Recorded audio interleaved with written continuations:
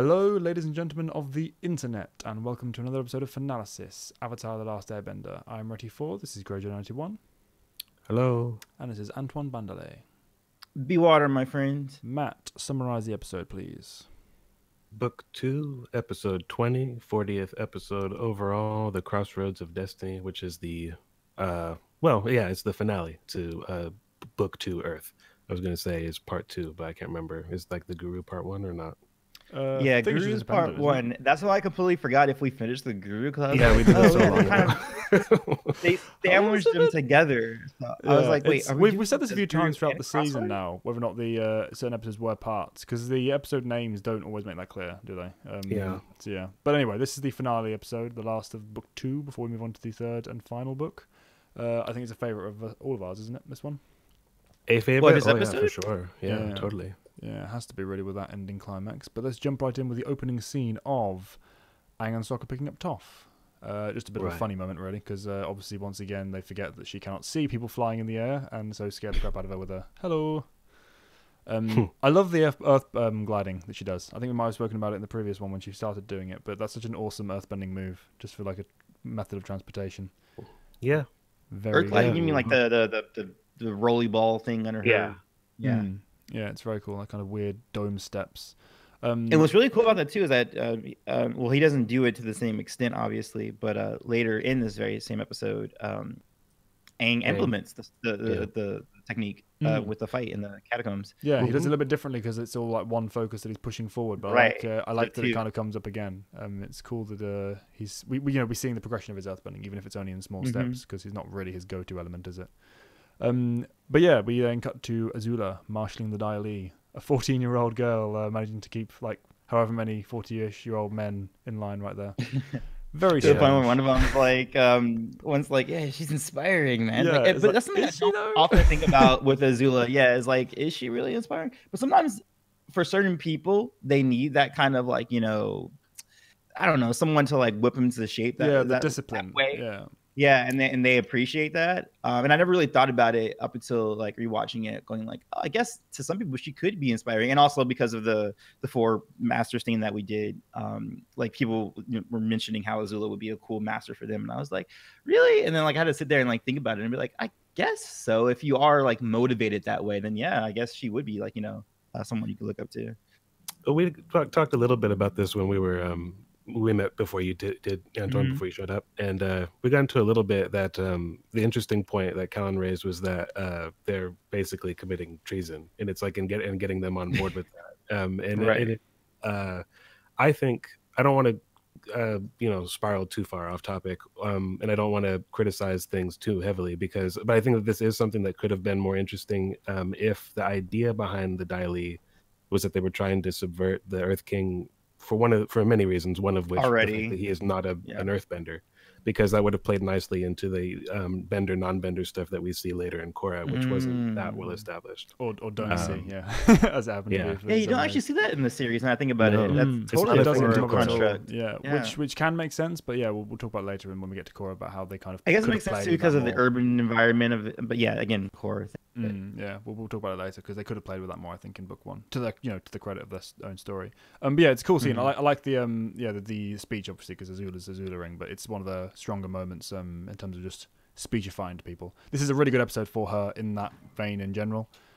She's got a lot of cool like one-liners in this one that I really remember her for. It was weird because obviously she's like 14-year-old kid, so why are they scared of her? It's like she could, they could just, even just by the value of the fact there's like 40 odd of them, that they could just take them out. They don't have to be scared of these people. Yeah. So it's kind of it's kind of a bit of a weird moment, just for the fact that it's committing treason. But you said as well, Matt, that it's kind of justified by the fact that they are under the impression that she has been given command by the original leader. So that at least kind of smooths it over. But ultimately, it's just a case of it's Avatar. Kids will be treated like adults. That's normal. It's not the end of the world. Yeah, just a minor. They were always kind of a clandestine group. Like and their allegiance wasn't to the king ever. So it's logical in that sense because they were following Long Feng for sure. Yeah. So it was really cool seeing them. I like the setup for it, and especially considering the kind of payoff we get at the end of the episode. It's a nice sort of explanation for why what happens. And we get Iroh and Zuko arriving at the palace. Which is just like, it's like exposition, but it's Yeah, but it's Iroh. Just like, I can't believe we're here to serve tea and it's great. Isn't that great? The last time I was here, I was a conqueror. Yeah. Just in case somebody missed half the season, here's what we're Yeah. doing right now. It's really funny. And again, I like the fact that it's going to be a little bit of a kind of setup scene for the finale when he's here in this very same courtyard burning the banners. You know, yeah. It's like this is the kind of in between moment. He first tried to take the city and failed. He's arriving here thinking, oh, maybe this was the moment, and then in actuality, that final beat is what we get. It's a nice payoff. Yeah, that's really cool. I agree. And I think this is the end of Cheery Zuko. Yeah, I was about to say Zuko being like, "Hey, this is all fine and lovely, and isn't it great?" Iroh and is like, "Okay, Zuko, dial it back." It's just weird. Oof. I never had as much of an issue with that as you did, but in this moment, I'm like, wow, he is really chipper. Like, yeah. Yeah. But yeah, Toph asks Aang if he's mastered the Avatar state, to which, of course, he says, "Yeah, sure, totally, and got it completely down." Yeah, he's I mean, great. I get it for the conflict of like, the guru say, look, if you leave now, you'll never master your Avatar state. But it's like, you would not we can learn it at some point, maybe. It's the accent with him when he says it. It's such a great line. It's also funny to me how like the body language of Toph and Sokka stay completely the same. Even as he's going, yeah, totally, yeah, and they're like, well, that's good. Yeah, they're just like buying it. nonplussed. Yeah. Yeah, it's a weird one. Well, you know what? That'd be okay for that actually works because here, Sokka is kind of clueless sometimes, and he'd be like, "All right," he said, "Yeah," and then Toph can't see him, so she's like, "Oh, he said yeah." So, she can sense lying though. She can sense lying. Yeah, but not from Appa. It's not like not from Appa. But that's so true. But this is what I mean. But this is what I'm saying. She's over reliant on bending because if you're human and you hear that he's talking, you know what I mean. Yeah, but they're just cool with it. I can buy that she's distracted because she hates being in the air, but Sokka's just like, I'm checked out of this conversation, even though it's the most important thing ever.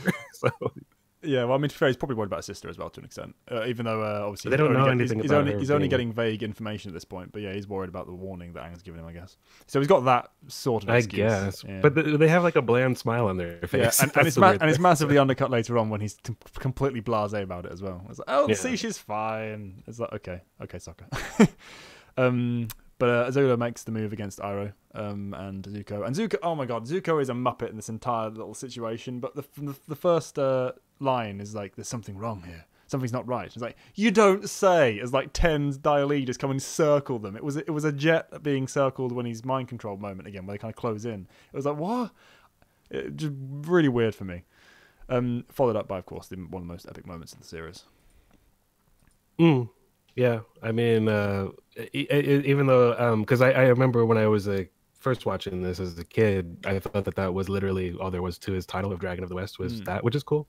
But I'm glad that the title actually means something different, like later on in the show's canon that's established in Book 3. We also kind of don't know what the actual reason is. Like, there are different mentions about it. It's kind of like Joker's smile situation, because different people say it for different reasons, even including Iroh himself. So it's like, which one is actually the case? Well, the one that Zuko gives makes the most sense. Oh yeah, for sure, I completely agree. But you never actually get 100% confirmation on it, so it's cool that you get to play with the idea. Like he likes the title to just make use of it himself. And of course, it's just a really cool moment independently because fire breath. Is this the first time we've seen it in the show? Yeah, we don't see it again. We have it. Oh, we have seen it before. Yeah, in both when back when Ozai was just a silhouette, they showed him breathing fire in like a vision. And also Zuko used it super weak version to keep himself warm at the North Pole. Yes, I remember the fire breath. Just not the. It's spoken about. Yeah. It's like spoken about. Even he's even like, remember your breath of fire when you're cold up there. Yeah, like being like kindly old uncle. So we know we just never saw it put to use in quite that cool fashion. And the literal fire breath, when you use the T to kind of expand the heat as fast as possible, that was very cool. It's a nice little detail added on to why it's not just done all the time as a general move. There should be far more burn victims in this show. What's right, Anton? Just in general, there should be more burn victims in the show. Oh yeah. Like some of those Dai should totally be cooked. It's all right. They shielded their face with their hands. It's fine. And to be fair, I guess in the Dai's case, they do have. I think it was stone the hat. hands. The hat, the shape of the hat, I think. Lowered and hands up, yeah. Yeah. because they got the stone. But I made a joke about Zuko like that. Even Iroh face palms when they manage to escape and is telling her, no, I don't want to run anymore. It's like, Zuko, can you just leap, please? Like, that was the stupidest move we've seen from him for a long time. He read the script and he knew he needed to have a few moments in this episode for next season, like to lay the groundwork. So he knew it was the right dramatic call. I agree. One of the cool details though that I like is that when the wall is blasted apart, it's actually done with lightning. Yeah, so you see Iroh you see Iroh generating it, which is very cool. Or not see him, but you know that he has done it because that's the first time since Bitter Work I think we've seen him do that, and I'm pretty sure the last time we see him in general. Because it's not something he does very often. Yeah. And then what happens? So Zuko gets captured because Katara shows up. Well, yeah, he gets captured because he needs to be captured. Yeah. But then Katara is in the throne room, like asking about not Katara, sorry. The gang's in the throne room looking for Katara when like the fake Kyoshi are there and stuff like that. All right. Oh yeah, the king at this stage is just kind of saying it's all right, they're fine. We would know if there was a problem. Like, would you though? Because like 2 episodes ago, this very gang were highlighting the whole crisis that's going on. You didn't even know there's a war going on. You didn't even know about. Why are they trusting him here? It's like it's a very weird in between. Yeah, no, you're totally right. But this is in this moment, this guy is like talking about how he would know because his bear would have sensed it. Yeah. This is Avatar humor as well. Yeah, exactly. No, and I completely get it. It's just there are a lot of moments in this episode where it's kind of okay. We've got to get to the finale. Rush. Let's not make as much sense as we could be doing. And yeah, in that throne room in particular, there's another scene that I'll mention of later. There's a lot of rushing, basically, stuff that happens shouldn't happen the way it does for the sake of plot. And that's just one of the early steps. Zuko gets thrown into prison with Katara, though. Is the next scene. Literally thrown as he rolls down the hole. And Katara kind of reacts to him because Zuko. Do you want to discuss that now instead of like? I mean, we can do that because like the main thing is the second scene, not the first scene. Yeah, I really like it. It's really, really. And again, I just want to say not because of shipping. Okay, it's just a really well done scene where she. They bring out the best qualities of both characters for me in terms of what makes them interesting when they're around, and I think that's what it is more than anything else. Because she kind of shipping works. It does. I'm not saying it doesn't. First. I just don't want to be crucified by the people in the comments who are like bitter at me, or those like me who hold this opinion. I don't give a fuck. Okay, there you go. But I like how at the end of the seasons.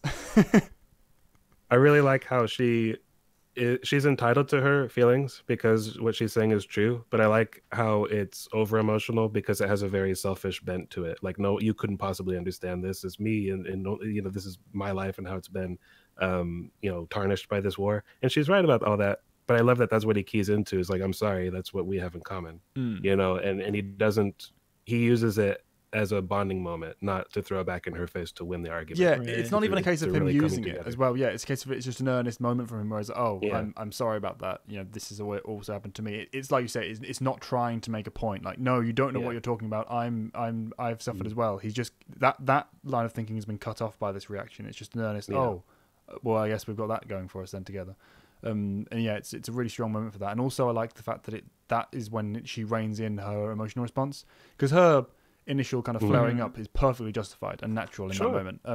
But I like that it's quickly kind of stamped down and moved on to the next phase of the conversation with that natural moment because it could have very easily been like something just unnatural and we've got to move this along for there. And that was the perfect point to use. Really enjoyed it. It's one of my top scenes of this episode for me. For sure. I think it might be my top. Well, I mean, I guess the big one too, but nah, I'm gonna say this one actually is my top scene. Actually, yeah, this whole situation with these two is one of my top scenes in the entire book. To be honest, not running above certain other moments, but just what happens here. It's a rare glimpse into that kind of dynamic. Very cool. So in the middle of all this, what's happened is Iroh's contacted Team Avatar, which I love that you just knew where they were. I was gonna say you knew where they were living. I love that though because it's kind of Uh, I mean, all you have to do is ask a few people. You probably will find out. So like, Yeah, exactly. Yeah, it's very but Iroh. we know, If it was anyone but we else, know it that would bother me. Zuko's But been because it's going all blue Iroh, spirit and everything, though, like trying to track him down and stuff, and like, oh, I have a clue, and I know he's here somewhere, but I don't know exactly where. And I was just could he have probably been went back to anytime. the He's right dagger over guy, there. and he's like, hey, the guy I taught how to use a dagger. Like, yeah, you. love He's like, it. oh yeah, that kid, he's over in the upper ring. Wasn't there a moment in Appa's Lost Days? Did Iroh see him flying over the city at one point? Possibly, Oh yeah, I and think then he so, was, yeah. and then he was like, I because he think was no, like, yeah. I don't think it's Yeah. on the. I don't think it's on the in the city. It's the on the way to it. Oh, well, I thought it was in the city. But Oh, in no, either yeah, it case, was revealed in Appa's Lost Days when Appa was flying over to Ba Sing Se, and then Iroh Yeah, saw they were on the yeah, ship. it wasn't They were nighttime on the ship. ferry. Yeah. Ferry. Oh, okay, all right. And But, then he looked and was like, "Uh-oh, is Zuko awake? Oh no!" That's all Oh, I fine. know what I'm thinking of. I'm thinking of when Zuko found one of Aang's posters that was like looking for Appa. Like that's what I mixed it up. Sorry about that. Oh Yeah. yeah. But yeah, I like the moment, and also the reaction from the gang as well. Soccer in particular is Yeah. really funny here. It's like, good on the inside is enough. Come back when he's on the outside. That was a really funny moment for me. I like that. That's a blend of Avatar humor, but also Sokka's genuine reaction. It's like, come on, why would we do this? And Toph, of course, is the literal. Or his no offense. You're Yeah, like, yeah. None they were taken. trying to- yeah. But obviously Toph is the way to get him in the door because I she's also actually had the moment. I love the Toph thing because like we're always talking about how they always meeting somebody in the woods, and her dialogue is literally, "I Yeah. met him in the woods Yeah. one time, and he gave me some good advice." And some great so tea. Iroh was once one of the men in the woods. Yeah. That's brilliant. but, And also, I like that it not only explains why they're working with him and helping him in the first place, kind of that connection. So backing up a previous point that actually happened earlier in the season, but also the fact that it explains why Aang's willing to reach out. You know, it's hey, Toph says you're fine. I'll reach out to you. It explains why he's doing that when they're walking down the tunnel. It's not just a random forced moment. You know, I like the threads are connecting here. And I think I could be mistaken, but I think the only time that Iroh ever attacked them was in like the first episode or so, like when he and Zuko tried to shoot them out of the sky back at the South Pole. So I'm pretty sure Probably Iroh's never so, actually raised a hand against them since then.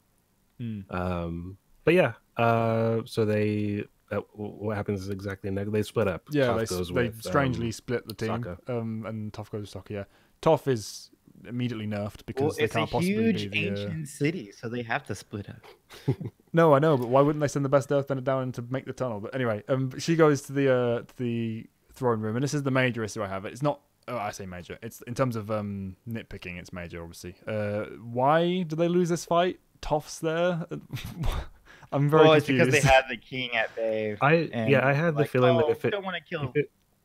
if it was Korra and they were all like adults and like they maybe had, I don't know, maybe more of a tactical mind, she could have like encased the guy in earth that he's standing on so that nothing Azula can do would hurt him, and then she could have like done something. And also, which I think is kind of a Suyin move because she's always doing stuff like that. But it is for plot reasons, as you say. It's the speed of it. You know, Azula literally materializes into the scene. We don't get a single shot. She just appears with the Dai Li. Toph could get them out of the situation anyway. Just she doesn't because plot.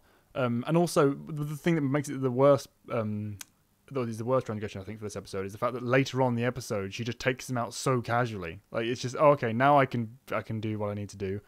Earth bends tightly. I mean, to be fair, at that point there was no reason, nothing stopping her because they had no hostage at that time. I guess for sure. The whole thing is because she just kind of busts out of prison anyhow because she's a metal bender and they don't know that. I don't know. It's just to make it. It's just to make the plot. Yeah, that's what I'm saying. It's all very like plot. Let's go to get to the end. And that's my only gripe with the episode. Really, it's a lot of getting from here to there to bring us that great climax, which is where all the juice and meat of the episode is. Yeah, you know, it has to happen. Yeah, and again, it is only a nitpick, but yeah, the generals are obviously taken. As it is happening. Yeah, it was funny to me that one of the generals was the first guy from the drill episode where he was totally incompetent. He's one of the Council of Five. I was like, because in my head I was like, he's just not one of those guys. He's not that high tier, but he is. He's one of the 5 generals. He doesn't belong there. I did like that one of them took like 20 Dai Li over a metal grate. Like he must have been something to fear if they had that many down there just ready to grapple him with chains. Probably wasn't any thought put into that, but it's a cool little background nod if that was the case. Yeah, they're really cool and stealthy. Like where they scale the walls and all that. Even really just the visual clankiness of the chains, the fact that there's kind of ramshackle in visual aesthetic, I thought it was just really cool execution of the moments. You know, considering it's just like a 2-second scene, very cool. But yes, what's next? Oh yeah, they've captured the gang up in the throne room. So this is when we get the Long Feng Azula moment, which is amazing. It's one of my favorite Azula moments in the entire show, actually. The only issue I have with it is I think it's his last scene. I wish he'd gone on like I said before. Yeah, he needed it more from this. We've said that before, haven't we? That he just got cut short. But yeah, it's just a great moment. You know, every line she just absolutely destroys him, and it's just really effective on the dramatic level as an end for the Dai and why they're going to be recurring presence moving forward. Very satisfying. And we kind of already talked about like the groundwork with Katara and Zuko and like the meat of that moment, but then we have like sort of the we didn't talk about the healing, I guess. Sorry, we didn't mention that one little bit. Just the fact that she was going to heal the scar. I was going to say all I was going to say before that was as this is going on, Iroh and Aang are moving toward them, and then she's that spirit water that was kind of hinted at in the first episode of the season when it was given to her by Paku, that spirit water. She discusses the possibility of healing his scar, and I do like I like that it doesn't happen because like the scar has a power of its own, really. Like that's sort of his story on his face, and he can prove it to anybody he meets. So I'm really glad he never gets rid of that. Likewise, and I'm almost certain it wouldn't work. It probably wouldn't. If she did, probably not. She would have wasted it, and then wow, that'd have been really bad if she wasted it. Yeah, really bad timing. Even if it had worked, it would have been bad timing. It's like I wasted that for you. But yeah, it was. It's kind of part of his. I know, obviously, it's part of his actual character design, but it's such an integral part of his character. Full stop. I mean, even the fact that they're discussing it in this scene, what it means to him and what it represents, or did for him anyway in the past. It's just it would have been the wrong choice, I think, to just erase that. On a narrative but at the level. same time, I really like the gesture from her. And absolutely, the fact that it's absolutely, and the fact that she was going to do it and was trusting him, and he's not lying is the thing. But like about all this, but it's just when he does make his choice and how bitter she becomes toward him specifically later on. I think it's really it was almost cemented, like their bond here, and it gets ripped open or ripped apart, and it stays like really just like in tatters for a while, and I really like that. There's enough setup here, as you said, cementing, to justify the idea of this being a betrayal for her. It's not like he was just doing what he always does. She's reached out the olive branch, and they've kind of made this small moment connection, and he's willingly, like immediately afterwards, just shattered that. So like it really does validate and build up what is to come later, and make it make a lot of sense. And that's because Iroh and Aang got there. Oh no, wait. That just happened. Like right after.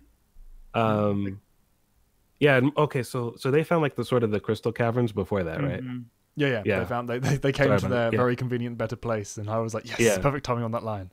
Because he read the script. Yep. But I like that conversation. Kind of. I would call it a bit cliche, but it doesn't matter to me because it was beautifully delivered, and I like the subject matter. And it's a really nice. It's not just random because it's connected to a choice he had just made in the Guru to exactly leave that. So I really like that. And then we get they kind of interject, the paths intertwine. These two have they meet back up again. Zuko's trying to talk to Iroh's trying to talk to Zuko, and it's time for him to choose good, that line. That's the time that I kind of started disagreeing with Iroh, only because Zuko, it's not the issue of him choosing good and evil, it's choosing what path is right for him, because he's only ever been trying to appease his father. So when Iroh made that line in the final episode, I was kind of like, kind of wrong choice of words. Like you're putting him back in another box. You're just telling him, hey, be in this box, where everybody else has been already telling him, hey, be in this box. And it should have been more like, you need to choose for you, Zuko, which he didn't do in that moment, which kind of left Zuko open to do what he, ends up deciding. It wasn't wrong. It was just the wrong delivery of the message. It was like, he should have been, here is the box. You should lean. He was saying you should do this, which is not the way to convince someone like Zuko, or anyone really, but particularly someone like Zuko. It should have been a case of, here are your options. I know you'll make the right choice, or whatever. He was pushing him too hard because he knew that moment was such an important one. He's at, like he says, he's at the crossroads of destiny, and he wants him to make the right choice. But framing it as, "Hey Zuko, this is the right choice. Do this," is not the way to handle it. So, I agree to an extent, but I also have like a slightly different take on it. I think this is how I would feel if I were Zuko. Iroh clearly knew where the Avatar was. Iroh's helping the Avatar now, like for like a means to an end, right? To get to Zuko and Katara. He knew that Zuko was the Blue Spirit. He was able to track him to Lake Laogai. There's all this stuff. So I think it's in this moment, and with what you guys just said in mind, Zuko's also thinking, you're making the choice for me, like because it's like you've deliberately kept me ignorant of this stuff you knew, and so and now that I know it all, you're telling me it's my choice. It's like it's not my choice, and the reason why I don't disagree with what you guys say. But Azula doesn't come with much else. She tells him, she frames it the way that you guys are suggesting, which is I think why it works. But she's also she's saying why it's the right thing to do as well, the same way Iroh does, and he still leans that way. But I think it feels more like his decision. I think he's less resentful for the way that she way that she it's sort of Sith-like, not to bring everything. He doesn't want to be puppeted. He doesn't want to be puppeted. Yeah, he wants to lean into his own choice, and that's the more freer option, as well as the more familiar one. Iroh is presenting a very uncharted territory for him, whereas Azula is presenting not only the thing that he's always wanted to reach, but also the comfort of something to return to, a familiar world that he can step back in, a role to fulfill. It's very... That's a good point. That's a good point, because what Iroh's talking about is sort of an abstract concept, whereas what she's talking about is an old feeling he misses. Yeah, so, that's a good point. Yeah, so it's but so it all makes sense. It all like tracks. I feel like it really fits. Yeah, and it also not so much in this moment. It's more one that follows up in a minute. But it's really sets in stone, both with the framing of the shots, the quote unquote camera work, and the way the decision's kind of left half and half. How this this is exactly. This is the crux of the decision. Great. You get each side of the face, you get the back shot of his head, and he's like, okay, this is the moment. You're in this period. You're at this crossroads. Which way do you turn? And then it cuts off the scene, and we get that breathing space with the rest of the characters for him to then step into it later on. And in that moment within the next fight, when you see him making the choice in that step, you can tell that he's not quite sure why he's doing what he's doing, and you really feel the weight of it. Like it's a built up story moment that you couldn't just replicate with like 3 episodes. It's needed the entire book 1 and book 2 journey to reach it, and it's why I think it's such an effective encapsulation of the episode. The title. Yeah, I like the way you put it, where he's not quite sure why he's doing it, because I get it's like in an argument, it's hard to take back something you said. You know what I mean? Exactly. It's even harder to take back a fireball you launched at somebody. It's like, okay, we're in it now. Like he probably wishes he didn't do it at that moment. I'm committed. We have to. Can't do it any other way. Exactly. And you can see that. Not necessarily in the animation, though it's definitely there as well. But just you can feel that you can very much be in his shoes there. It's even though you've probably never made a decision that critical and that immediate in your life, you can definitely imagine the kind of weight of that moment. And like, oh God, what if? The what if in his head is instant. what if I hadn't done that?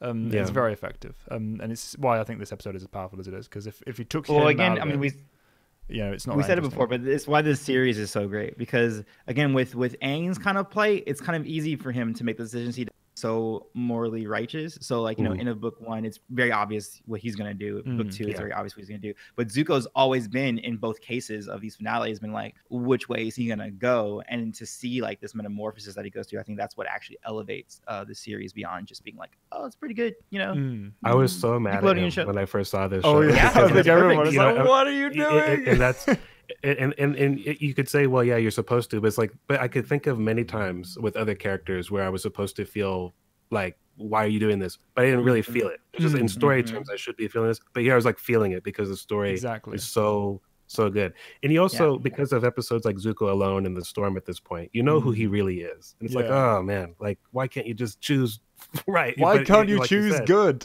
It's like, that's why that line also works. It doesn't work on a character level, because I'd agree it's the wrong phrasing there, but narratively, that's what is being presented here. You must make the right choice, choose good. And he's like, nope, not quite there yet. Especially after that scene with Katara, where it's been set up. The right call is right there for him. But but also it's interesting because this, as you said, Antoine, the interest of this episode and kind of the highest level of quality of the show overall lies in Zuko and his character arc. Right. But it's paired as well, again, with going with that whole protagonist, or rather Zuko, Aang parallel, with a decision Aang has to make. Right. He's got to make the right call right now.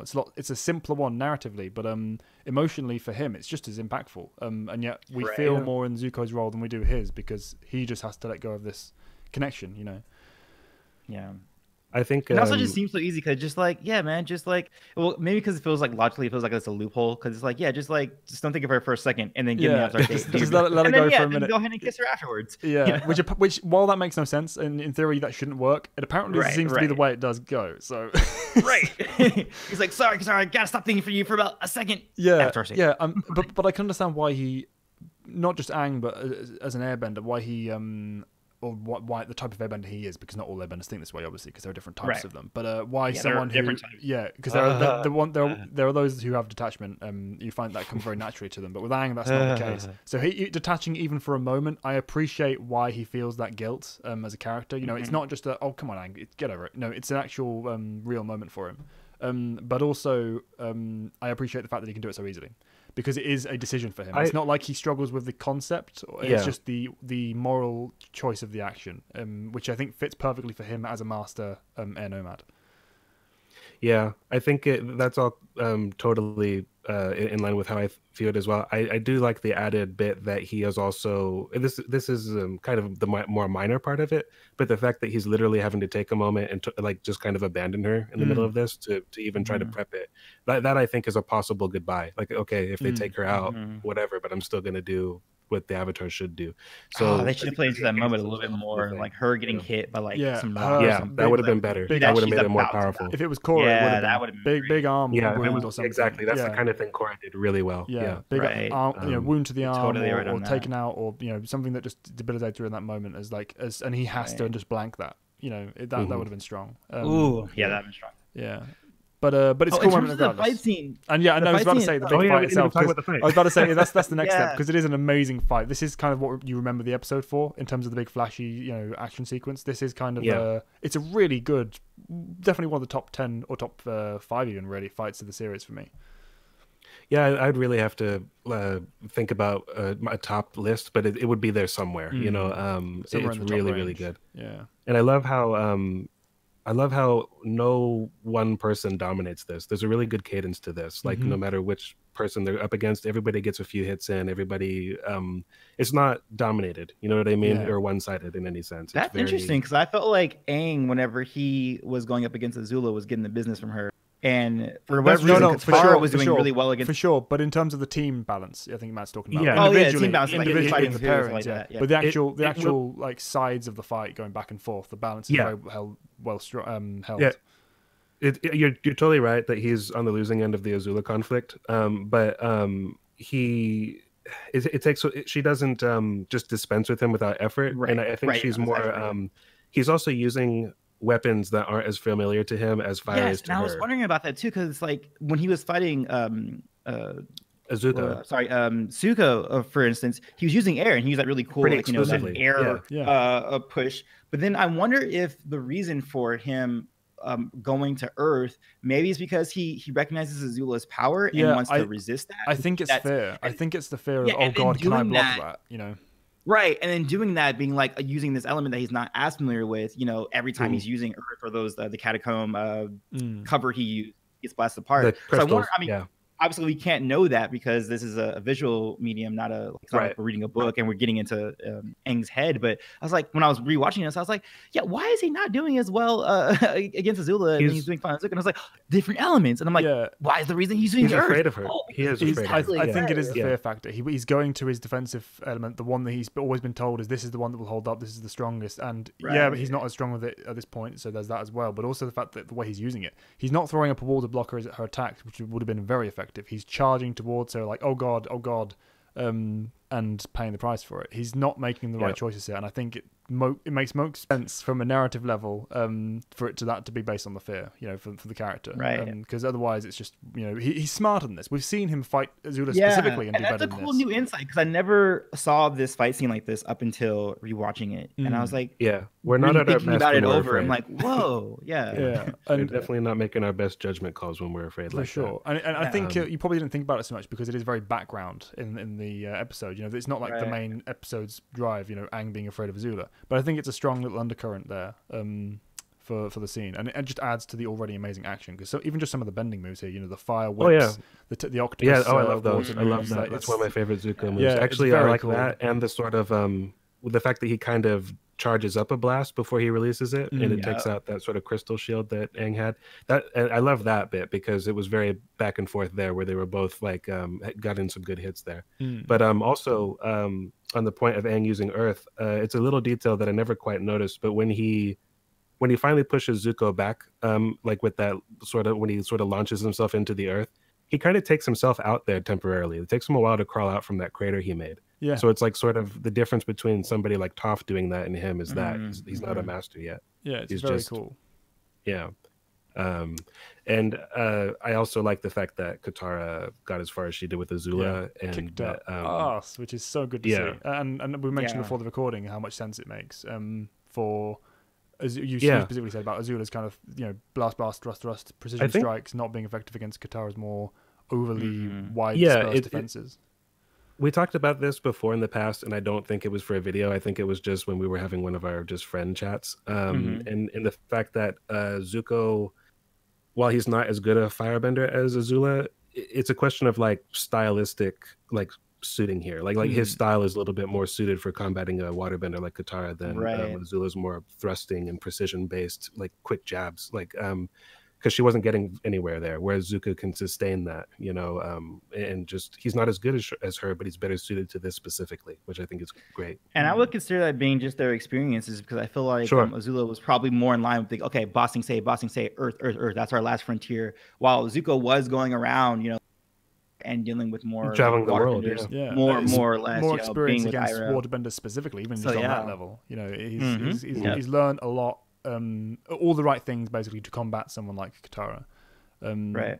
And Azula's also not used to losing. So the fact that she arm block, wait, what? Leg strike, what? And then she's up in the air. Like, how the hell is this happening? And if it wasn't for Zuko, she'd been very much out all that the time. It happened to Ronda Rousey in the UFC when she got her first like little hit, because she was used to just putting people down. By the way, if you don't know who Ronda Rousey is, she's an MMA fighter who was pretty big back in the day. Not the back, like 5 years ago, before she got her first hit, and then she didn't know how to take that hit because she's never usually hit. So that totally is a real life thing. Is that you see that with fighters all the time? Those up and coming fighters that finally get their first get hit on the chin for once, and then not knowing how to come back from that because they're like, what's this losing I'm doing? I don't know how to deal with this. And you see it in her face as well. Zuko hadn't been the whole time. He's had to be sort of like sustained, like he has to sustain himself or have to be tough enough. Not that Azula's a pushover. She's just not used to expending that kind of effort for that long. And it makes it so much more poetic that it's Zuko that saves her, which, by the way, is a piece that she moved into position as well. Like you see the smirk from her, and it's like, yes,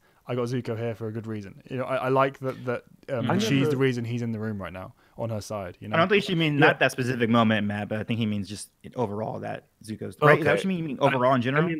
When he focused on the smirk, I just took it as, I thought it was like a genuine, we're a team, as opposed to like you're just another puppet. That's all I was going to say. Oh no! I just meant the kind of triumph of, yes, Zuko's here. I made the right call. I got the right. I've played this off. This isn't a. Oh, you think like her confidence? Okay, but that's where I read it anyway. I've not lost this. He's doing exactly what I knew he would, or something. That was what kind of way I took it. Yeah, I get what you mean. Yeah, I think I like it. The idea that she just genuinely is happy that he's on her side, because there is a kind of bond between them. It's very weird, very much. It kind of comes and goes, but in the next season, you see that she genuinely does. I think she wishes he was more like her, or like their father, why can't you just get on board here? But yeah, I always saw it as like a self-assurant kind of thing. He's actually, he's redeemed in my eyes, at least, at least somewhat. I don't mean to imply that he's just a puppet to her, because there's definitely that connection for sure. I just think in that specific moment was what I was talking about for that one. Because especially in the third season, like you say, that there is a sibling bond there. It's it's warped, crazy Azula sibling bond, but it's still there. She does value him as a brother, to a point. But yeah, amazing fight. All around, like every facet of this is fantastic. Even to the level of the delay before the Dali showed up. Even though it doesn't really make sense practically speaking, I think they chose the right moment for them to step in and kind of tip the scales against against Katara and Aang. I think it was played just that right amount of length before it started to get start dragging on. Yeah.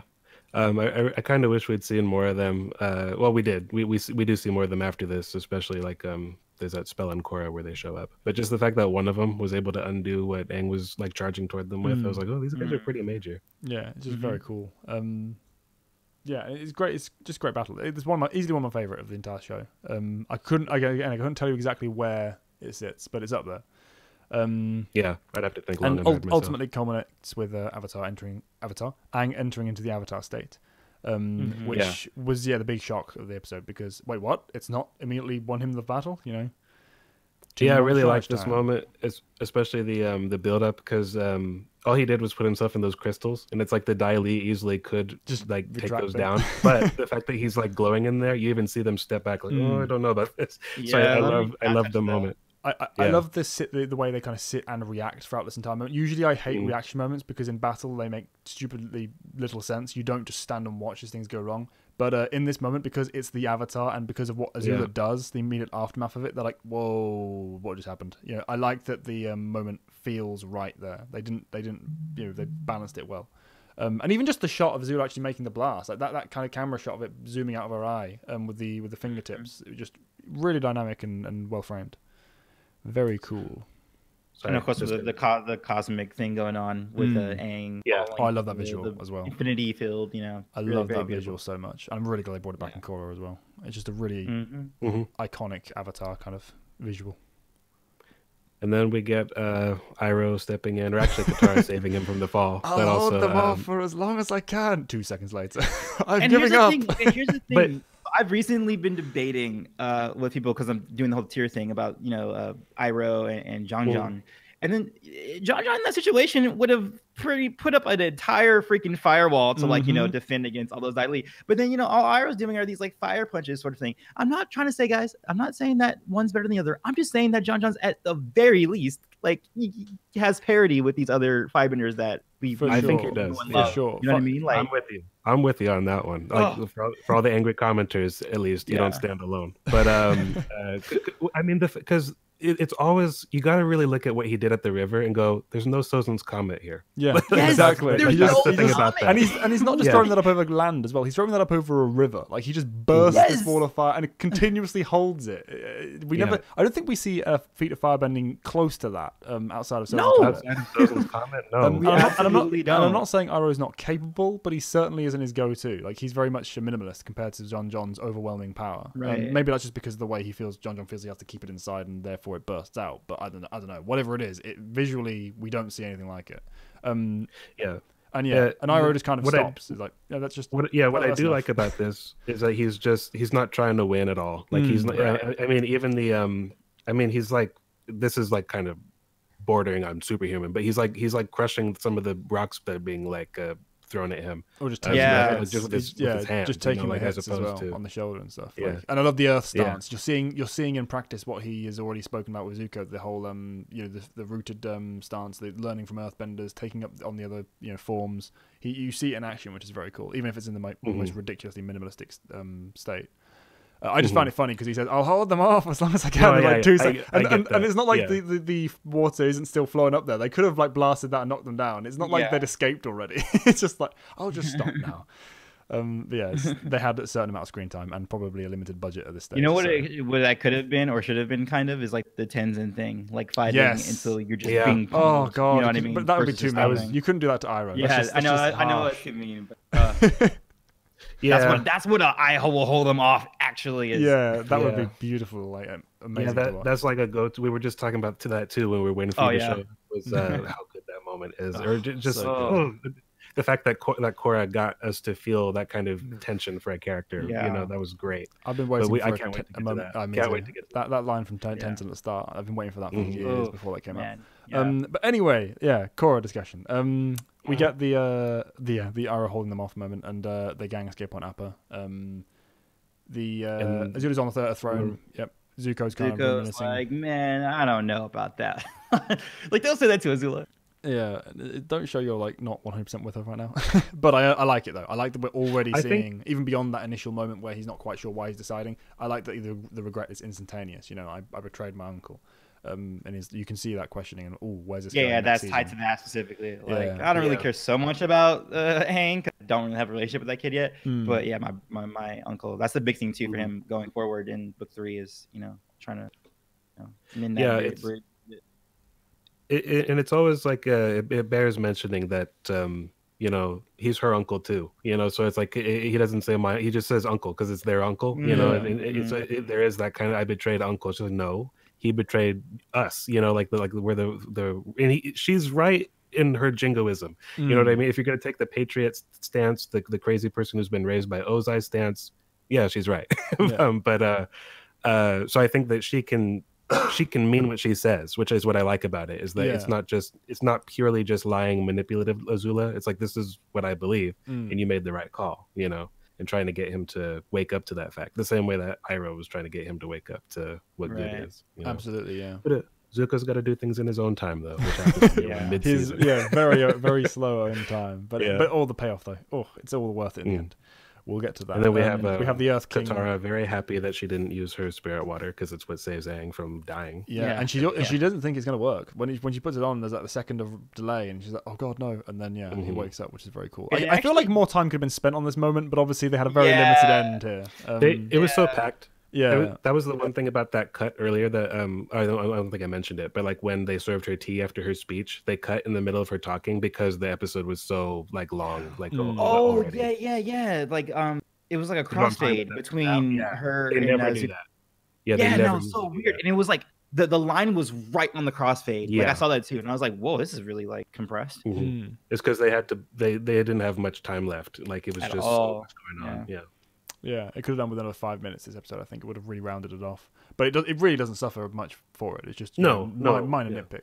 But yeah, that could have been done a little bit better in terms of length. And also we get the Earth King, who as we know, we just do not care about. He's not a character that is even remotely interesting. But he's lamenting the fact that the Earth Kingdom has fallen. So at least he's putting that final stamp on the season, showing okay, book 1 or book 2. Yeah, I mean, it's a good final line, even if he's a kind of a nothing character, and it's definitely like the Empire Strikes Back moment. Like our heroes are alive and like they're still like active and they're flying away, hopefully to safety. But at the same time, it's like, wow, we have a lot of work to do and things are bad right now. Great the moment. Ministry has fallen. Well, everybody's okay with that. I know. Whatever. We was it ever standing? That was the one. Yeah, exactly. Anyway, but that's book 2. That's the end of Crossroads of Destiny. I think we're going to jump over to our book 2 review now and list our favorite episodes and so and discuss what our thoughts on the season. But any final words on this episode, guys? It was great, and it's been great talking about today. I've enjoyed it. Yeah, no, it's definitely a very good one. In particular, those big decisions that needed to be, the title of the episode, the crossroads that both characters had to go to. Great title, totally. Yeah. Even though it's the most over any other show, Crossroads of Destiny would be such a cheesy, terrible title. I can but hear it you works already here. saying that too. If that's like a book title, you're like Crossroads of Destiny. Come on. Exactly. Yeah. But it really does. But you does do that for this. Yeah, you do feel it for this one. And again, I think that's the biggest takeaway for me in the episode is the fact that you really do feel like this was a crossroads for the characters. Like these great sweeping, at least Zuko anyway, great sweeping arcs have taken place over the course of the first 2 books, and this is that point where the decisions are made, steps are taken. We'll have to see where the story goes from here. It feels like I can't think of another example where a moment in any story really based on a character's decision has felt so emotionally resonant for me. Not in this way. And for a kids animated show, that's pretty huge. I can think of it in terms of like singular movies, but as far as long running series go, pretty major for me. I can only say Breaking Bad, which I keep telling you. Oh, we're gonna get there eventually. Yeah, there's plenty of those kinds in there. Yeah, there's lots of that. But yeah, that has been those have been our thoughts on Crossroads of Destiny, guys. I'm looking forward to talking about the book as a whole, as well as stepping into the 3rd season finally. Episode 1 of book 3, Fire. I'm ready for, and I still don't have an outro.